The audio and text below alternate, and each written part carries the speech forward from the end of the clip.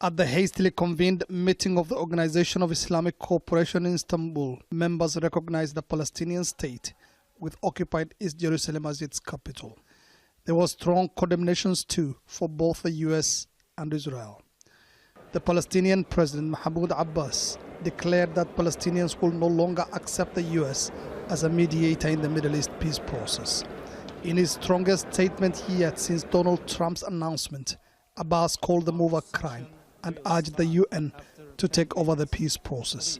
The United States chose to lose its role and eligibility as a mediator and not to have a role in the political process. We will not accept any American role in the political process from now on. The U.S. is biased to Israel. That is our position. This is a major crime that requires us to come out with decisive decisions that protect the identity of Jerusalem until we end the Israeli occupation of the state of Palestine. The summit was convened by the Turkish President Recep Tayyip Erdogan, a self-proclaimed champion of the Palestinian cause. I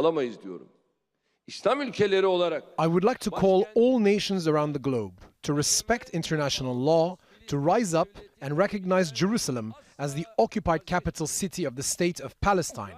We will never give up on our demand for a free and sovereign Palestinian state, the capital of which is Jerusalem.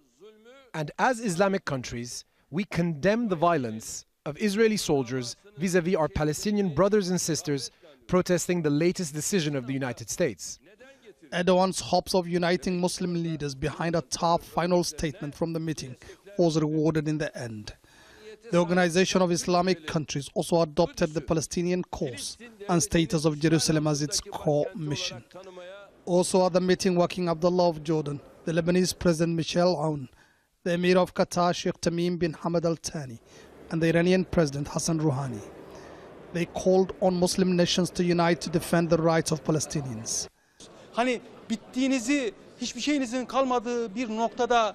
When you reach rock bottom, the only way you can go is up.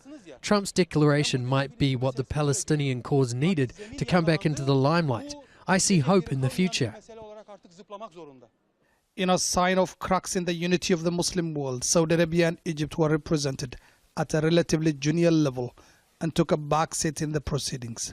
In comments seemed to be aimed at Saudi Arabia, Iranian President Hassan Rouhani said the only reason Trump dared recognize Jerusalem as the capital of Israel was because some in the region were seeking to establish ties to Israel.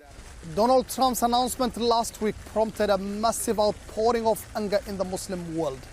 Tens of thousands of people took to the streets to denounce Israel and express their solidarity with the Palestinians. Muslim leaders today here had the opportunity to do the same. But everything from here on in depends on how the agreement they reach here gets implemented. Mohammed Ado, Al Jazeera, Istanbul.